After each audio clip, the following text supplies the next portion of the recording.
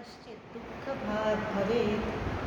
सर्वांचं मंगल करणारी, सर्वांचं कल्याण करणारी अशी ही रामकथा आहे.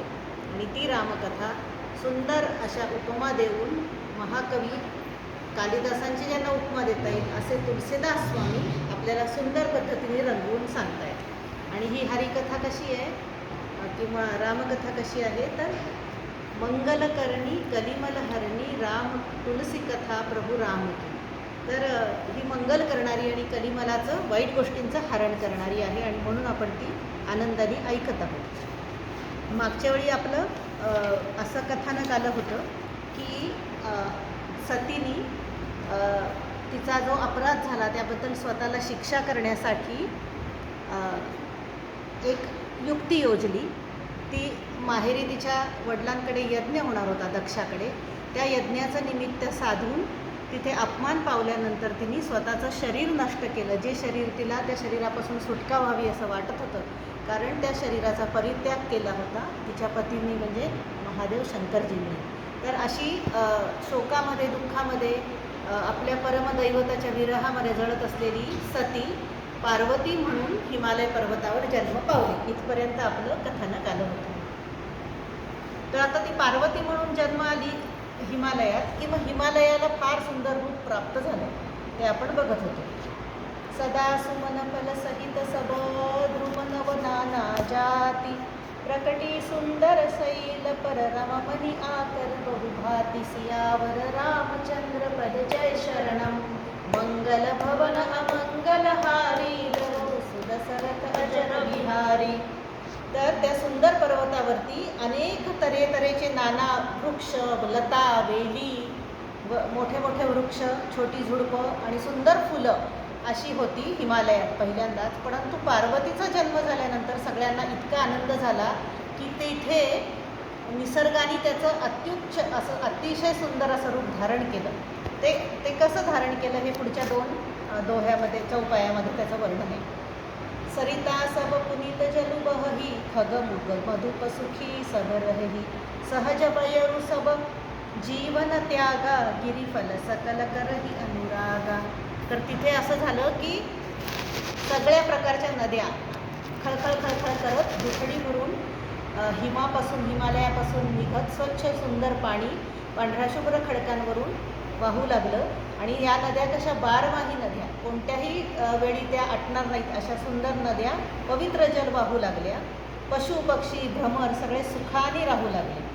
आणि जे जीव एकमेकांचे वैरी होते, साप आणि गरुड किंवा असे जे काही एकमेकांचे शत्रू आहेत हरिण आणि वाघ, ते सुद्धा शत्रुत्व विसरून आनंदाने या पर्वतावर राहू लागले.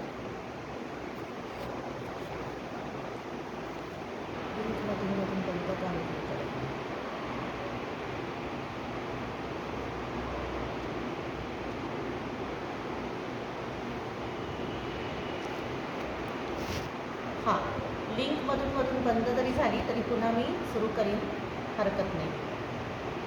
तर असे अनेक सुंदर पशुपक्षी तिथे राहू लागले, आपलं वैर विसरून एकत्रपणे नांदू लागले.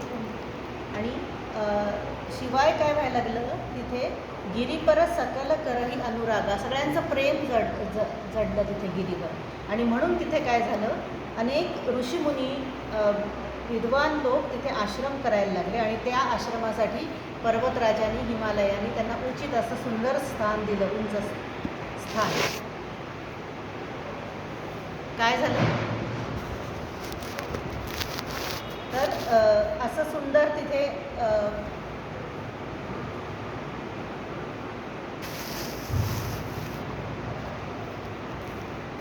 येतोय आवाज आता?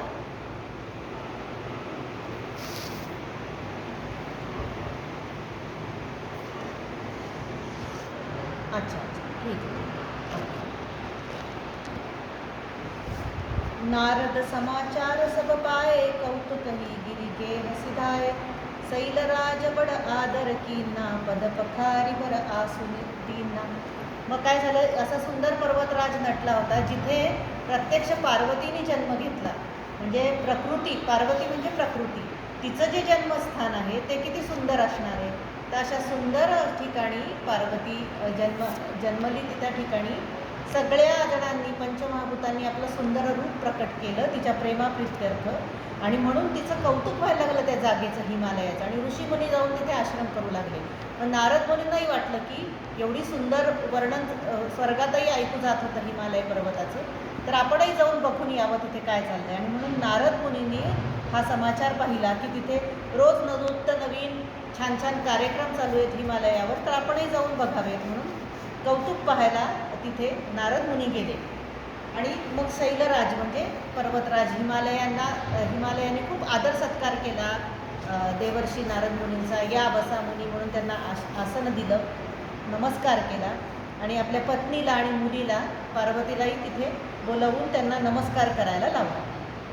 आणि मग विनंती अशी केली, त्रिकालज्ञ सर्वज्ञ तुम गती सर्वत्र तुम्हारी, कहु सुता के दोष गुण रम मुनिवर हृदय विचारी, सियावर रामचंद्र पद जय शरणम.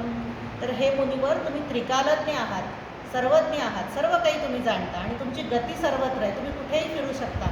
त्रिभुवनात सर्व लोकांमध्ये तुम्हाला मंगल काय आहे ते माहीत असतं, वाईट काय आहे ते माहीत असतं. तर तुम्ही कृपा करून, ही माझी मुलगी आहे परमसुंदर अशी, आता ती योग्य त्या उपवर अशा वयात आली आहे, हिची पत्रिका तुम्ही पहा आणि हिच्यात काय दोष गुण आहेत ते तुम्ही सांगा. ही पित्याची चिंता त्यांनी मुनी आल्यानंतर व्यक्त केली.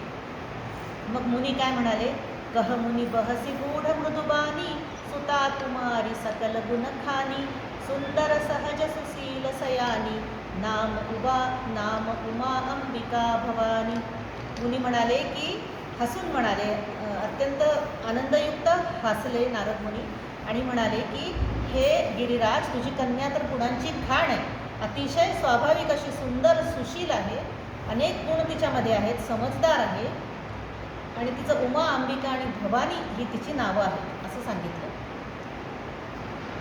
हो हेही पूज्य सकल जगमाही, एही सेवत कछु दुर्लभ नाही, एही कर नाव सुमीरी संसारा, प्रिय चढही प्रतिव्रत अतिसारा. तर असं म्हटलंय की ही संपूर्ण जगामध्ये प्रसिद्ध होईल, सकल जगाला पूज्य होईल, हिची जो पूजा करेल त्याचं मनोरथ पूर्ण होईल, आणि ही अशा ठिकाणी संसार करणार आहे, असा तिचा संसार असणार आहे की हिने प्रतिव्रतेचं कठोर व्रत धारण करणार आहे. हिच्या नावाने अनेक स्त्रिया प्रतिव्रतेचं व्रत धारण करतील, असं तुझ्या मुलीचं भविष्य आहे असं सांगितलं. सैल सुलच्छन सुता तुम्हारी, सुनहुजे अवगुण दुईचारी, अगुण अमान मातु पितुहीना, उदासीन सब संशय छीना. आता नारद मुनी म्हणतायत, आता मी तुला ही गुण सांगितले तुझ्या मुलीच्या पत्रिकेतले, आता मुलीचे अवगुण काय आहेत, थोडे 2-4 आहेत, दुईचारी असं म्हटलंय, ते पण तुम्ही ऐका. अगुण अमान मातु पितुहीना, अगुण म्हणजे गुणरहित, म्हणजे खरं तर गुणाच्या पलीकडे असलेला. गुणरहित म्हणतं की आपल्याला वाटतं की अरे बापरे कोणता गुण नसलेला, पण जसं भगवद्गीतेत म्हटलंय गुणातीत, तसा शब्द खरा म्हणायचा आहे. पण नारद मुनी परीक्षा घेत आहेत, गंमत करतायत, त्यांना म्हणतायत की गुणहीन, कोणताच गुण नसलेला, मानहीन, मान नसलेला, माता पिता विहीन, कुळ जात धर्म ज्याला काहीच नाही असा, उदासीन आणि संशयहीन म्हणजे बेपरवाह असा कोण, तर पुढे अजून सांगतायत, जोगी जटिल अकाम मन, नगन अमंगल बेश, अस स्वामी एही कह बिलई, राम परी हस्त असिरेख, सियावर रामचंद्र पद जय शरणम, मंगल भवन अमंगल हारी, द्रवं सुदशरथ अजर बिहारी. तर असं म्हटलंय त्यांनी की जोगी म्हणजे योगी असेल, जटाधारी, मोठी जटा धारण करणारा, निष्काम हृदय आहे असा, नग्न अमंगल वेशाचा असा पती हिला मिळणार आहे, अशी हिच्या हातावरती रेष पडलेली आहे. परी हस्त असी रेख, पार्वतीच्या हातावरती अशा रेषा दिसत आहेत की तिचा पती काही तिला चांगला मिळणार नाही, अमंगल वेशाचा, कुळ जात नसलेला, मान नसलेला, मानहीन, गुणहीन असा पती हिला मिळणार आहे, असं त्यांनी दुर्गुण काय आहेत पत्रिकेतले, दोष काय आहेत ते सांगितले.